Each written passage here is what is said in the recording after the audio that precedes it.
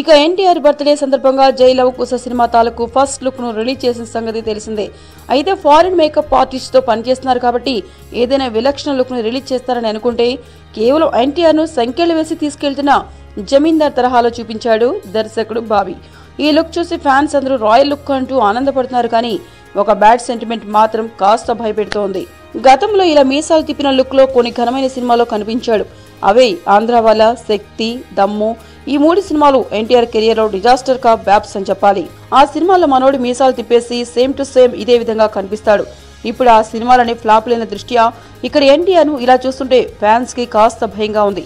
ఈసారైనా సదరు కోర మీసాల లుక్ అచ్చొస్తుందా అంటూ ఆడియన్స్ డిస్కస్ చేసుకుంటున్నారు. ఈ మధ్య కాలంలో లుక్ మార్చిన తర్వాతనే ఎన్టీఆర్ పెద్ద హిట్లు కొట్టాడు. 6 ప్యాక్ చేశాక temper, hair style మార్చాక Nannaku Prematho, body language మార్చాక Janata garage సినిమాలు ఫుల్ కిక్కిచ్చాయి. మరి జై లవ్ కుశ సినిమాలో ఈ ఫ్లాప్ లుక్ ఉన్నప్పటికీ ఫారెన్ మేకప్ ఆర్టిస్ట్ సాయంతో కొత్త లుక్ ఒకటి ప్రయత్నిస్తున్నాడు కాబట్టి ఆ లుక్ కారణంగా పాజిటివ్ సెంటిమెంట్ వచ్చే ఛాన్స్ ఉందిలే. ఏంటండి వీడియో నచ్చిందా? అయితే ఓ లైక్ వేసుకోండి, లేదంటే ఓ కామెంట్ చేయండి. ఎప్పటికప్పుడు మా వీడియోస్ చూడాలంటే సబ్స్క్రైబ్ చేసుకోండి.